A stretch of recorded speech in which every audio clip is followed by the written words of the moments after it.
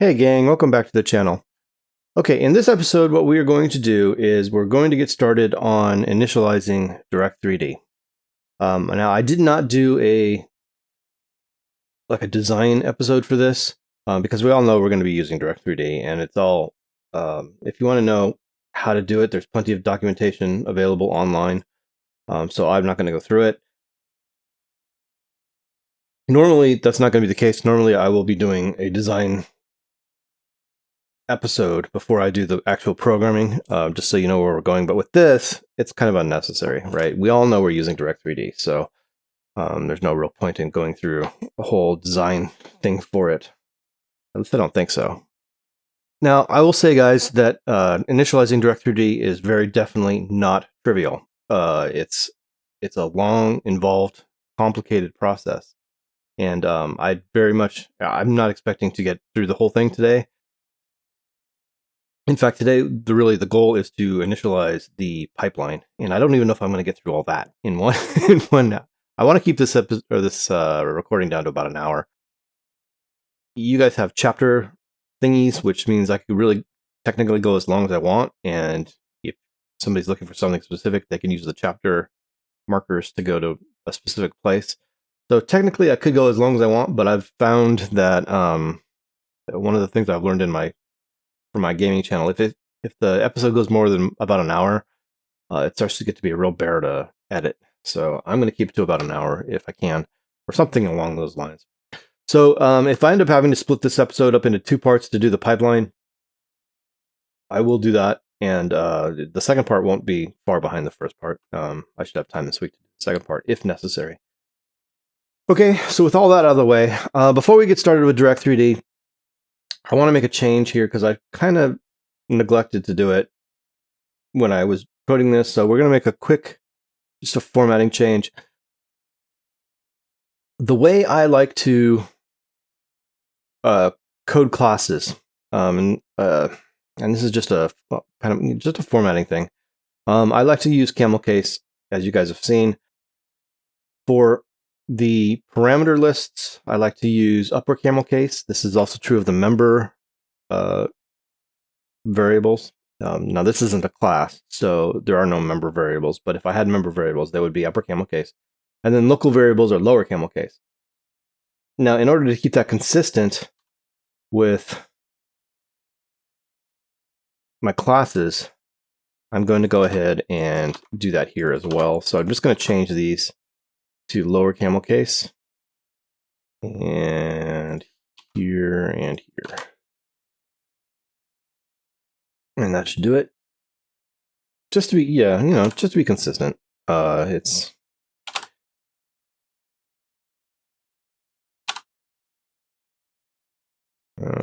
another one. And then window. Where do we use that? There it is. And here as well. Oops, I just turned on the insert. Okay. Here, tell you what. We'll just copy it. It's apparently going to show up several places. And then the same thing for a message.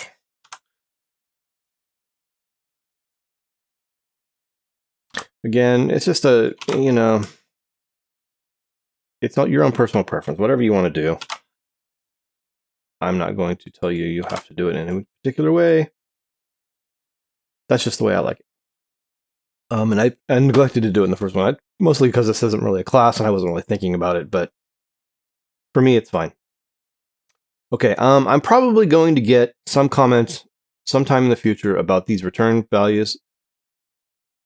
Return get last error, which technically return a D word, a double word. Now, a double word is going to be, if I'm not mistaken, it's going to be 32 bytes long, regardless of what mode you're in, I think. Although it maps to an unsigned int. And an unsigned int does matter which way you're going, so I'm not quite sure that's true. Somebody asked me how big a double word was. I would tell them 32 bits, right? Because a word is 16 bits. That's a given, regardless of your platform. Now the int very definitely depends upon your platform. It's going to be either 32 bits or it's going to be 64 bits, depending upon what mode you're in. So, okay, I'm not sure about this, but the point of this is this is an unsigned int and this is an integer. There could technically be an issue here. I'm going to ignore it. If this, depending on how big this value is, it could set off that high bit, which, as you guys hopefully know, in an integer, the highest bit of the memory location is reserved for the positive or negative sign. If it's a 1, it's negative. If it's 0, it's positive. If this actually sets that off, you could get a wrong value because it's going to convert this from an unsigned int to an integer, and it could flip it to a negative value. If that happens, you're going to have to convert it back over manually. But I don't think GetLastError does that. Technically, we should have gotten warnings about that. I'm not sure what my warning level is set at. Let me take a quick look and see what we're at. I think that's under advanced.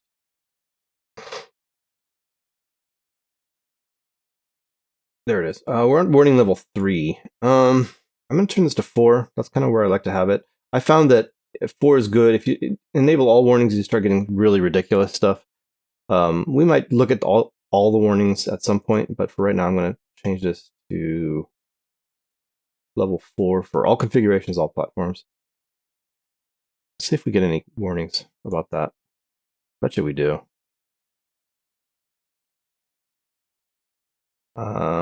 Okay, yeah. No, we don't.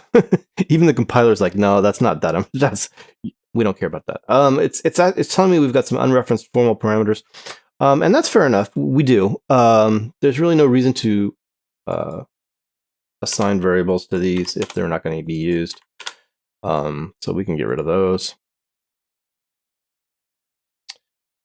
And there you go. We've gotten rid of all of our errors and warnings. We're good. I'm actually kind of curious as to if that will show up even in, it should show up in an all, I would think. Enable all warnings. Just see if it comes up. Bet you it does.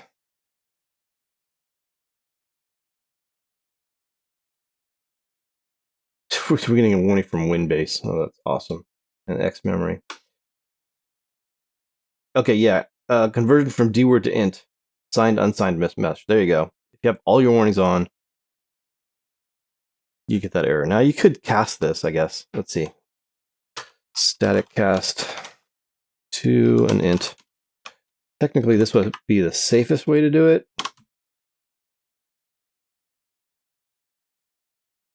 And that should, I would imagine,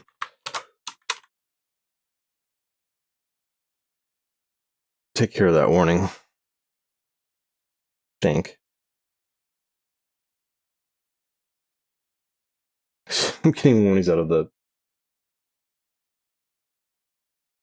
libraries. Okay. Very cool. Okay. Do I want to deal with this right now? I'll deal with that later. Right now, we're just going to switch our warnings back to level 4. Level 4, I find, is where I like to have it. It's just, to me, it makes the most sense. If you want to do all, be my guest. That's perfectly fine. Okay. All right, so I've goofed around enough with all that. Let's go ahead and get our class done. So I'm going to go up to project and add a module. And we're going to add, as soon as this loads, we're going to add a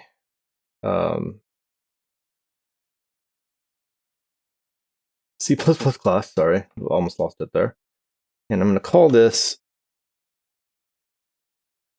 Direct3D class. And there it is. That's fine. Base class, none. We won't inline it. Everything looks good, just like this. Good and good. Okay, there's our class. For some reason, it didn't pull up the CPP file. That's fine. We can do it manually. Alrighty, guys.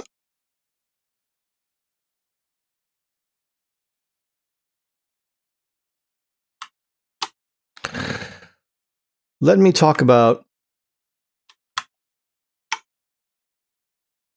just some housekeeping class things that the way I like to do it. All right, so as probably all of you know, there are 4 functions that you need to deal with in any class. There's the constructor,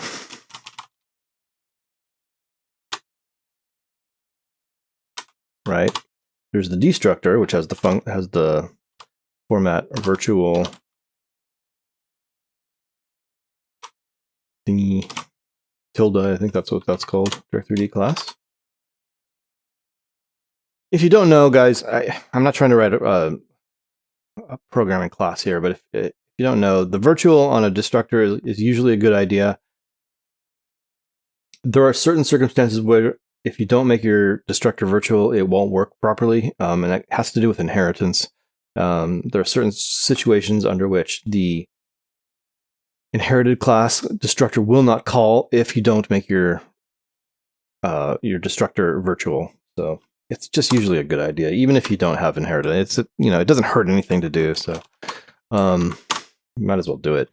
So then we've got the copy constructor, which has the format of a class and then a constant.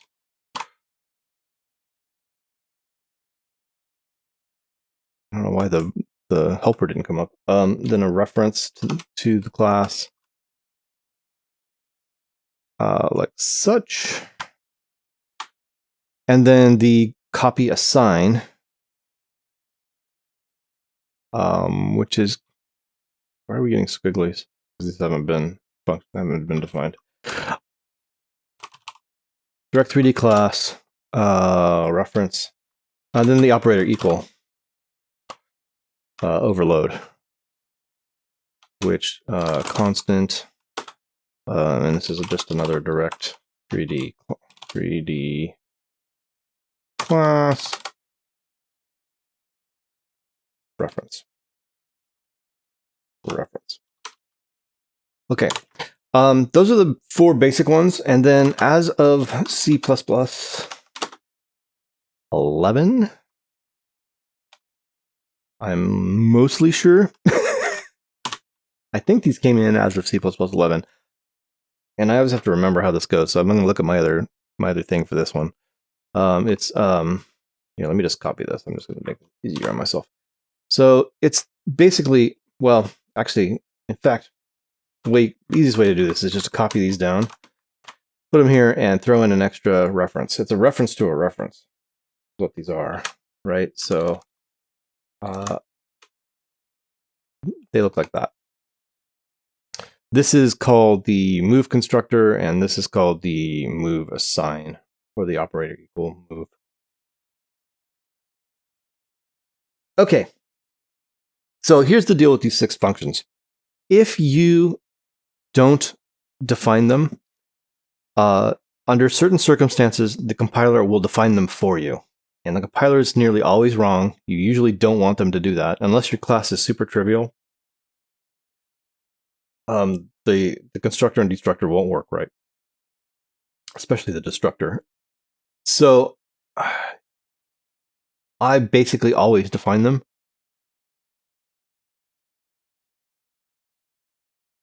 Except, okay, so basically, if you use them and you haven't defined them, the compiler will define them for you. If you don't use them, then it won't. Now, of course, that doesn't apply to the constructor and destructor, because of course you always use those. So these for sure will be used. These other 4 may or may not be used. And I think the deal is that if you don't use them, the constructor won't define them. But then who cares? I mean, right? It doesn't really matter one way or the other. If you don't use them, who cares if the constructor or the compiler has defined them or not? But anyway, that's the deal. For this particular class, it's basically going to be a singleton, right? We're only going to have one instance of this. Now, I could go through all the rigmarole of making this a singleton class and inheriting a singleton thing. I'm not going to bother. I get it. I get it why people do it. I've done it myself before. I understand the purpose, but for our purposes, it's not really. That's a bit overkill. All I'm going to do is turn off the copy constructor and the copy assign just by saying delete. Delete. If you try to do this, then if at any point the compiler wants to use a copy constructor or the assignment operator, it will throw an error. You cannot use. This is saying I do not want these to be used, and so there you go. You can't inadvertently do it. In order for me to instantiate this class, I have to do it on purpose. If this happens, it's a mistake. Okay. The C++ 11 ones. So, as I understand it, you guys can correct me if I'm wrong. I think this is true. If you define your constructor and destructor, it will not build these. You have to do it. If you want to use them, you have to do it manually. So my feeling is that they can be deleted. We can ignore them because I'm going to be defining my constructor and destructor. Okay. All right. So that's the deal with those things. I know a lot of time and effort has been put into explaining these things to people over the years. Not by me, but yeah. The bottom line is define your constructors and destructors, guys. Just do it. Okay. So having said that, let's go ahead and get those in there.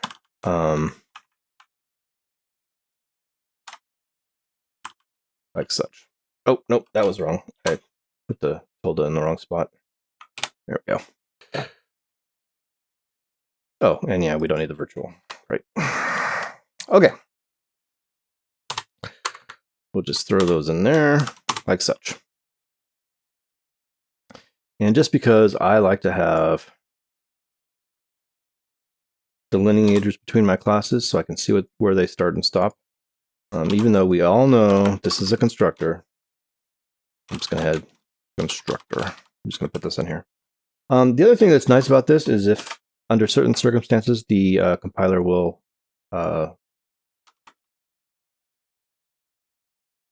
grab these little comments and put them into things when you hover over them. It's kind of nice. I don't know if I can show that to you or not. Not yet, probably. The only place it might show up is here. Yeah, it does show up. So if I hover over window proc, that little message in the middle that says the window message handler, that's coming from this comment. And you can confirm that by putting in goofy stuff like 1, 2, 3, 4, blah, something like that. And then if I hover over this, check out that thing. So, I mean, it's kind of nice, right? This will, if you don't know what this is and you can't tell by the class name and the function list if there's, or the parameter list if there is such things, it'll even throw in that comment for you. So, this is quite a good idea, actually. You fill those in. So anyway, it serves more than one purpose. So yeah, that's our constructor. There's our destructor. We're good there. All right. Okay, guys. Let's talk about what we're going to put in this class. We're going to start by initializing the class. Initializing Direct3D. And there's basically two parts to this. When you initialize Direct3D, you're going to initialize the pipeline, which is the thing that you send your vertices to be ultimately sent to your screen. So the pipeline, you send your data to the pipeline massages that data, works with it, and then sends it to the screen. The second part is to initialize your assets. And that's the data that you're sending. Both of these things are very, very non-trivial. So That's one of the reasons why I'm going to split them into two separate episodes. They're two separate types of, yeah, two separate episodes, I guess we should say. So yeah. So how are we going to handle this? I'm going to write a function, and I'm just going to call it Initialize.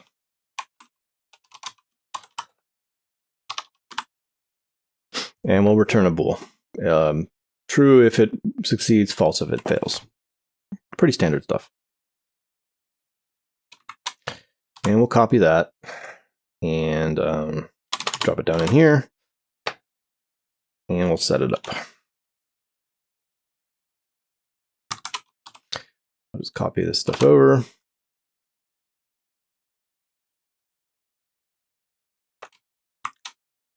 Copy this. Drop that down in there. Why is that giving me squigglies? Hang on, we'll deal with that in just a second. Initialize Direct3D. 3D. We'll even put a space in there. Why is this giving me? Remember function Direct3D class initialize may not be redirected outside its class. What the hell are you talking about?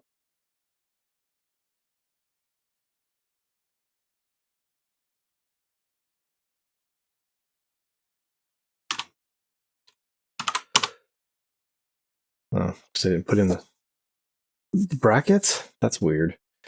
Sure, why not, compiler? Good Lord. Okay. All right. There you go. Okay, gang. I'm going to tell you that I have very, very loosely based my code on this right here. I'm going to bring this over. You guys can see it. This right here, this page. This page is basically under learn.microsoft.com/en-us Windows Win32 Direct3D12, creating a basic Direct3D12 component. And you can ignore the initialize part. That's just where I happen to be when I saved the bookmark. Yeah, that's the line. If you just go to the first part, I think you can type in. Hang on a second. Let me grab this.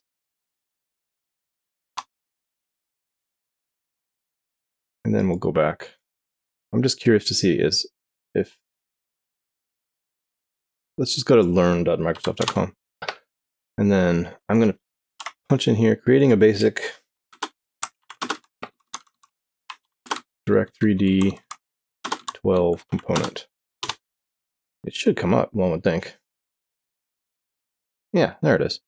So, I mean, there's a way to get to it. If you don't want to type all this out, just go to learn.microsoft.com, put this in there, and it'll pop in. Okay. This has kind of been my reference guide. And I'm basically very, very loosely basing it on this. And I mean very loosely. I mean, I changed this quite a lot. Because there's aspects of it I don't like. There's aspects of it that don't work. So, yeah. My goal for this one is to finish load pipeline, which is going to be this code right here. So, yeah. Right. So, yeah, that's if you want to follow along, this is a good, thing to have available. I'd bookmark this page if I was you. So that's going to be, let's see, this is the header file. So this is the load pipeline thing. That's the code that we're going to be working with today. There's also the load assets thing, which is another whole set of code. Updates, rendering, and this populate command list thing, and all that. Okay. So keep that handy. I'll show it to you guys from time to time.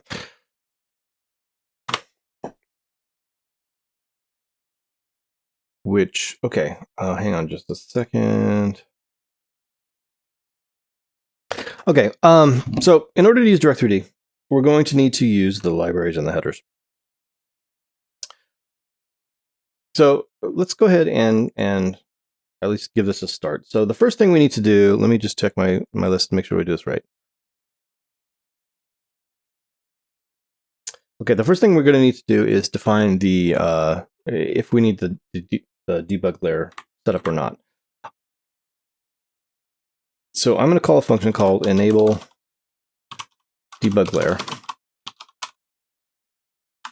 And we're going to modify this in just a minute. But so under my private functions, I'm going to say bool enable debug layer.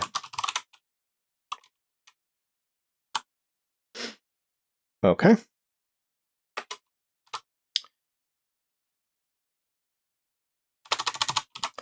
So enable debug layer.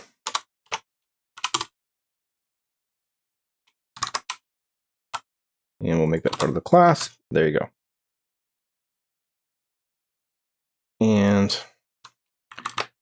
we'll go ahead and pull this.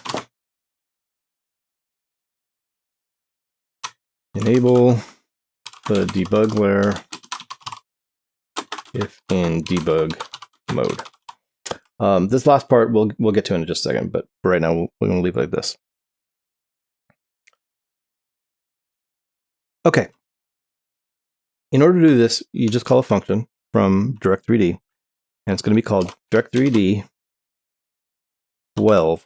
Yeah, I haven't mentioned this yet. I'm going to use Direct3D12, which limits our audience to Windows 10 users. If I were making a real game and I expected to release this to the public, and I expected this to take a couple of years, I don't think that's an unreasonable requirement at this point. You do lose your Windows 8 and 9 users, and obviously anything before that, like the XP and whatever. But 2 years from now, I feel like, you know, it's not unreasonable to have to have Windows 10 as a requirement. So I'm going to use Direct3D12. It's just a decision that I made. There's no real rhyme or reason for it. I feel like it's a reasonable requirement. Okay, so there's a function called Direct3D12 get debug interface.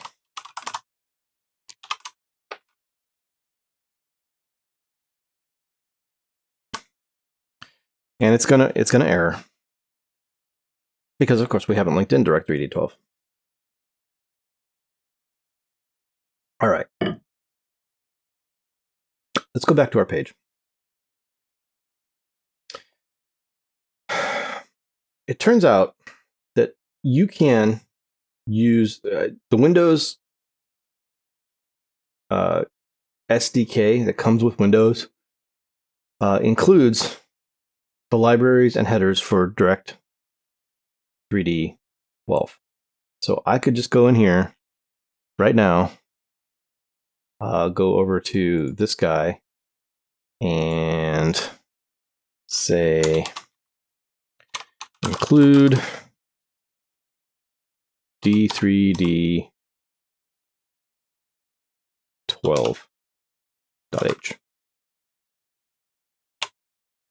And it should take it. And that may end up fixing, yeah, that ends up fixing this. You can do that. That's perfectly fine. It works. It's great.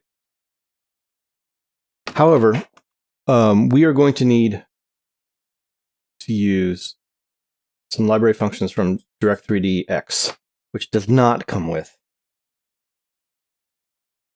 the default Windows thing. It just doesn't. So you got to go get it. And the place to get it, so if we go back to our page and you scroll up to the top, and there's right. I was had to remember where it was. Okay, you should have this little menu open next to you. Go to the one above called Direct3D12 Programming Environment Setup. Go here And down in this list, there's the helper structures. Go there and go to the helper 3D helper library link that's right here. And this is going to take you to the wrong place. This takes you to the header file for Direct3D12.h, which is not what we're after. You could like copy this and put it in your thing, but it's not going to do you any good because it's just really a reference to a bunch of other H files, which you're not going to have. I'm not sure why it's taking us here. This is totally the wrong spot. But go back to DirectX and actually go back to include. There's DirectX right there.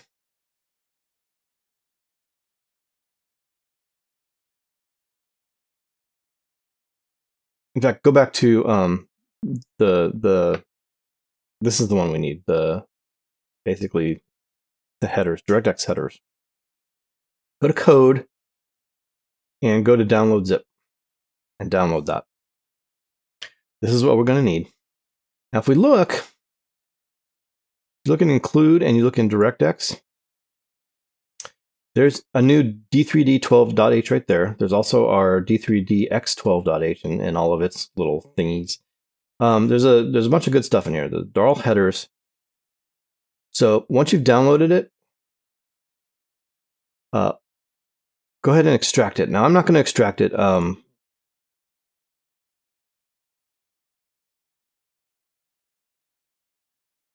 So I've already extracted this, but if you want to extract, like I've stuck it in my D drive, so I'll show you where that is. Okay, so I've put it here in D3DX12. Okay. And then DirectX headers main, and then there's my includes, right? And then DirectX. There's the things that we need. Okay. All right. So you need to do that. I actually went back and forth quite a lot about whether I wanted to use Direct3DX12. I sort of tried to start to do it without it. It's pretty much impossible, guys. I mean, you can, but you know, good luck. There are things about it I don't like, but it's somebody else's code. I'm not going to rewrite it. You know, it's a third-party library. So anyway, we'll get to that when I get to it. So anyway, having done that, you now need to tell the program where that is. Okay, because that's what we want to use. That's the most current and up-to-date version of the header files. And you want to use them. So let's go to Project and Manifest Destiny Build 2 Properties. And we're going to go to Configuration Properties, VCC plus Directories. Go to External Include Directories. Not the Include Directories. Make sure it's external. I'm going to set it to external, and you'll see why in a while, or at some point, whenever I get to it. And we're going to go ahead and add a new thing, edit, and navigate over to where that is. So make sure you go to your includes, DirectX, this folder right here. Okay, and hit OK. And hit OK. All right. Now when we do this, it should work okay. Except this has not got the right number of arguments. Yeah, which is fine. Okay, so now at this point we're using the correct, we should be using the correct thing, and we can verify that in just a minute. All right, let's talk about this debug interface.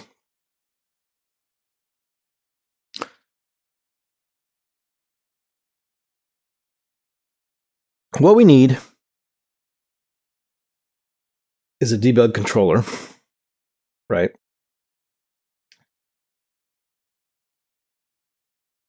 So it takes a pointer to a debug thing. What that looks like is this. So let's go back to our header file.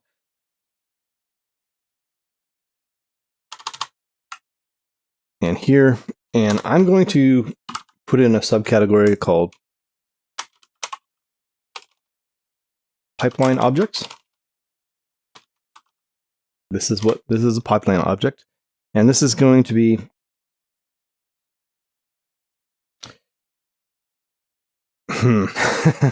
okay, D3D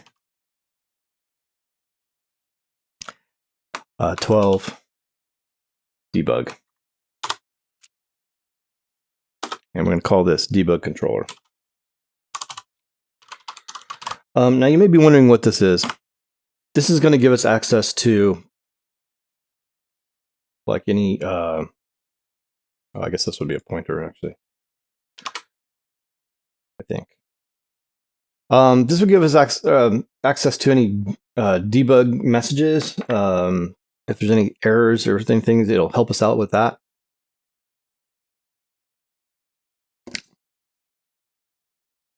So that's the purpose of that. Then what we want to do is say here, a reference to DebugController, like such. Actually, no, I don't think we need the reference, do we? Oh, it's a void. Yeah, okay. In order to get this to where what we need it to be, we have to use this macro. So there's an ID ppv args function that will convert that. That's one of those. And then you need a reference. That's one of those Direct3D things. It just converts this to the proper type, I believe, is what that's for. Okay. Looks good. If we compile this, everything should compile okay. Oh, this must return a value. Yeah. Okay, let's just get rid of that. Return true. And then also return true. Make sure everything's working okay.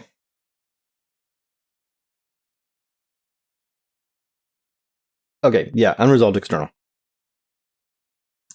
So we put in the header file, but of course we need to put in the library file as well. Now guys, you could go in here. There's a couple of ways to do this. You could go in here to the properties and go to your linker and go to your input and add an additional dependency. Drop in here, go to edit, and add a dependency in here. And that's perfectly fine. If you want to do it that way, that's cool. That's totally your call. I don't. It's perfectly valid way to do it. I've done it that way many times. But there's another way to do it, which I've kind of decided I prefer over the course of my career.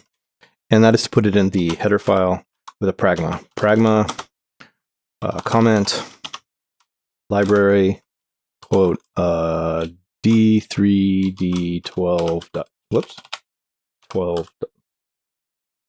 What's happening? Oh, there's a cursor's in the way. .lib. Close quote. And that's all there's to it. And I think, if I'm not mistaken, that should run. And everything's fine. And we can run it. And we're good. There you go.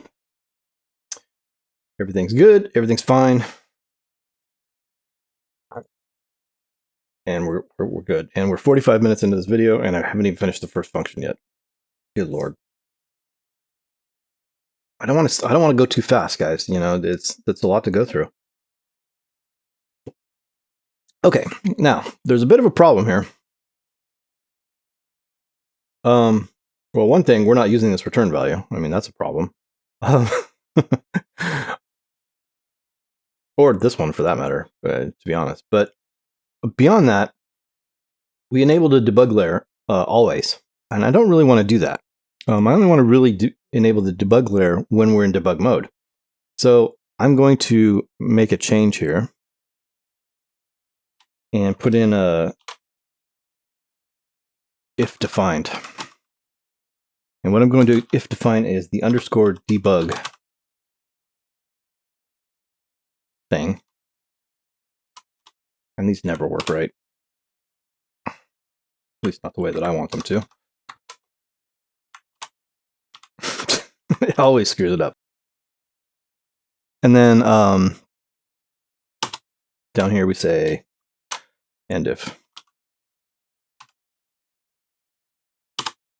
And of course it's not got in the right spot. Okay. If you've never used this before, this is defined if you're in debug mode. It's not defined if you aren't. Watch what happens to this line right here. If I switch from debug to release,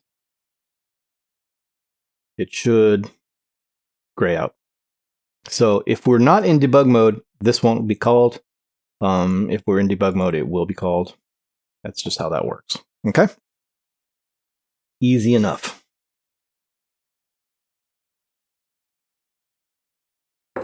We're getting a squiggly up here. Why? Oh, DebugController is uninitialized. Yeah. Okay, maybe we'll deal with that right now. This is not good. Okay. I'm not going to say it's not good, but it could be improved. We've got a pointer here. I'm going to try my best not to use raw pointers in my programming. So with the addition of C++, I think it was 11, but it could have been 14. I'm not quite sure. They introduced smart pointers to the basic C++ library, which is an awesome thing for them to do. I love it. I'm glad they finally introduced that into the standard C++ library, so you don't have to code them every single time you do a thing. You do a program. However, we're not going to be using the standard C++ smart pointers.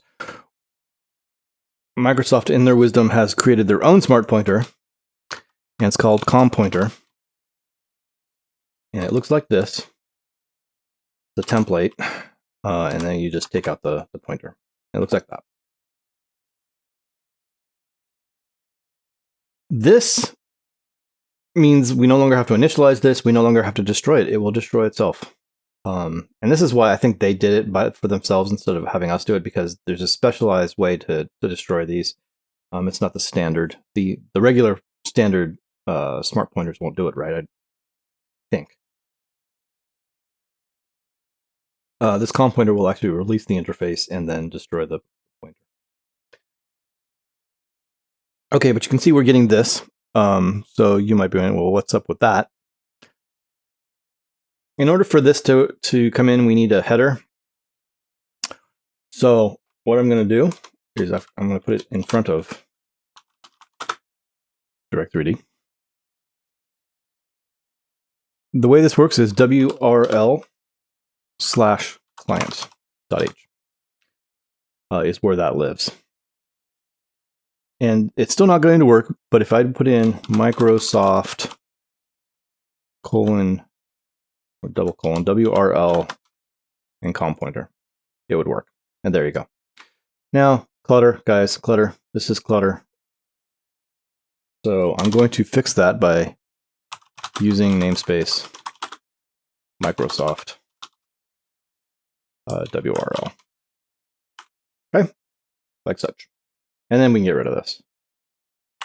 We don't have to worry about that being in our face, because we're going to be using this COM pointer quite a lot.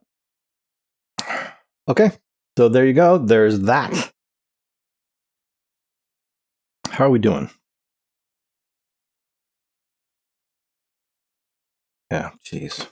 We're definitely going to be splitting this video apart, guys, for sure. We haven't even gotten past the first function call yet. Let's deal with this. If you look back at the code that they gave us, you're going to see they use something called, well, actually not in this particular case, but they use throw if failed a lot. We're not going to do that.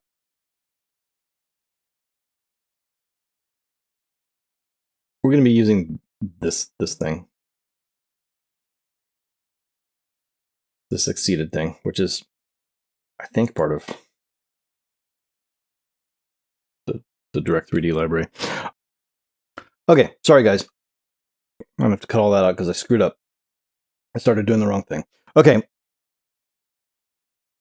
So we've got the debug controller. This is all fine, except we don't have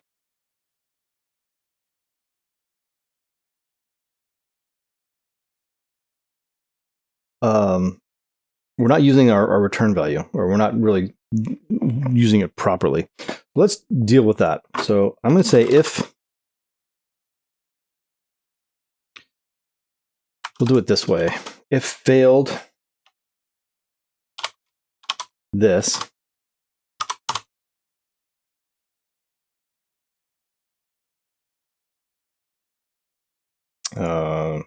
we need another, there we go.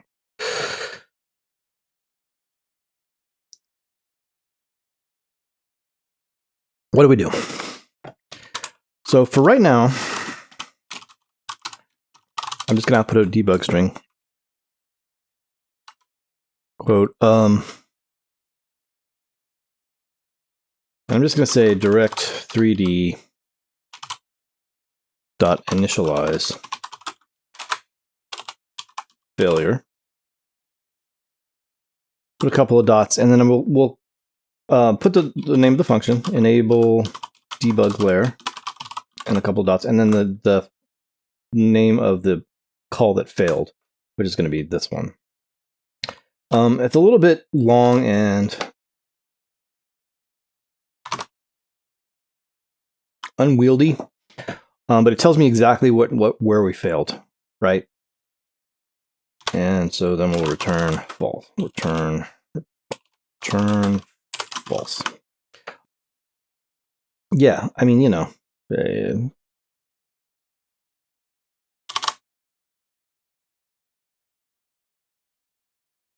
I'm going to be replacing these anyway, guys. I mean, I don't love this. It's a little bit verbose for my taste, but and it's also not going to help the user if it ends up happening on the user machine. They have no way of accessing this. I think I've talked about this before when we did WinMain, right? I'm going to be getting rid of this sooner rather than later. Probably the next thing we do after we initialize Direct3D and have it working, the first thing I'm going to do is get rid of all these output debug strings. But for right now, it'll work just fine.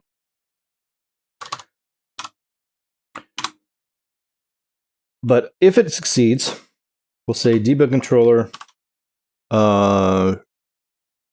enable DebugLayer.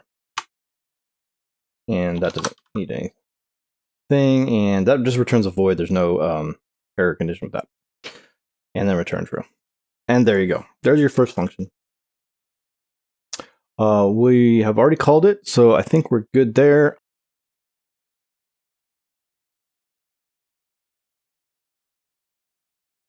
I think what we'll do is we'll say, why are you changing my indents? Stop it. You rat bastards. If not enable debug layer,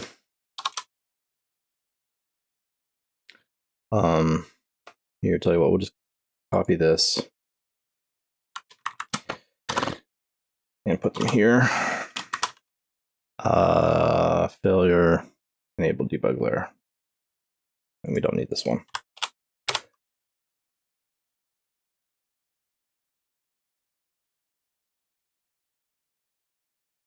So you're going to get a cascading failure strings. If this, for some reason, fails, it'll print this out, and then it'll print this out. That's fine. I'm not concerned about that. So there you go.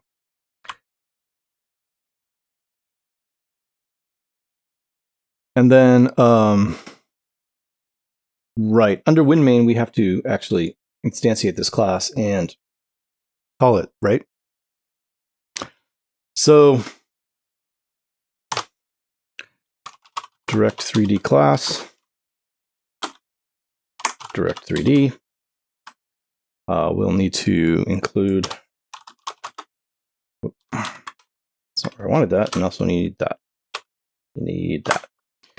Include, quote, Direct3D class. like such. That looks good.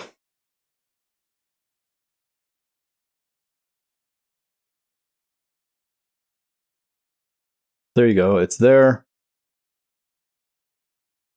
You know, I could use a pointer and instantiate it. You know, sure.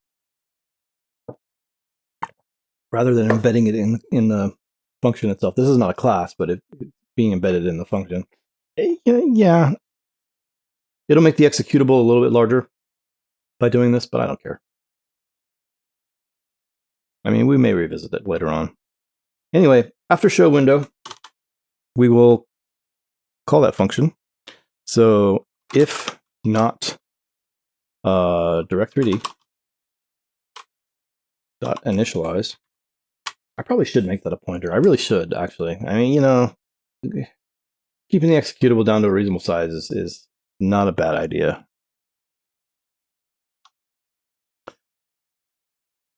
I probably ought to do that. Yeah, probably ought to. I'll deal with it later. Let's just do something like this.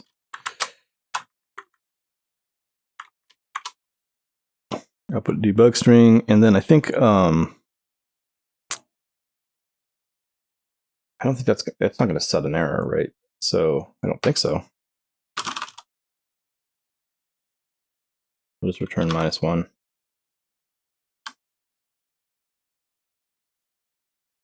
And then this is going to be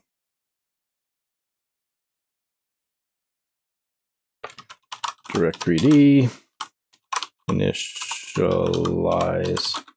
failure. Did I spell it right? Initialize failure. All right, there you go.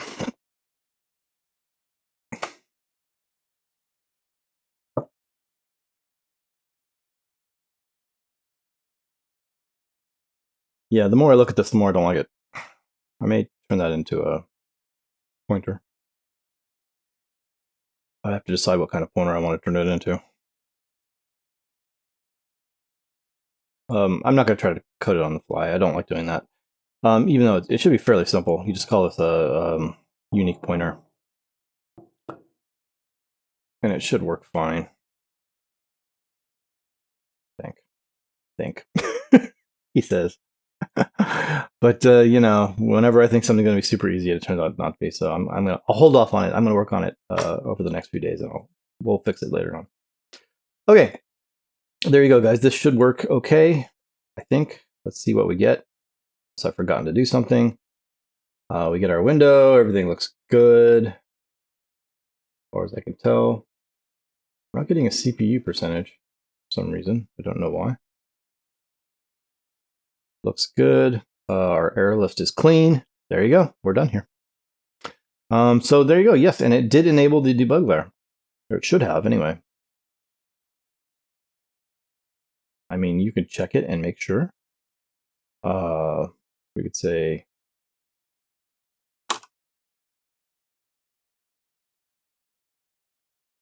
put debug string. Debug. Wait. Gosh dang. Learn to type, dude. Initialized. Line feed. Let's just check. Make sure this all works. It's actually calling that function. Close that. Yep. Debug layer initialized. There you go.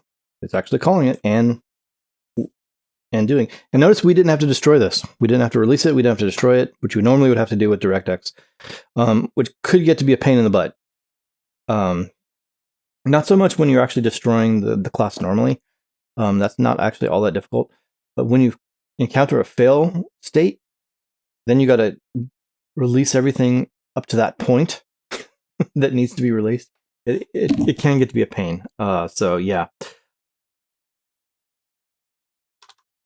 The fact that we're in a smart pointer, the way they've stuck it in a smart pointer, means I don't have to deal with any of that.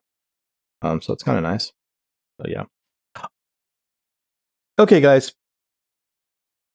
We have done our first function. There's many to go, but we've done our first, and we had some setup to do. So I think I'm going to stop it here.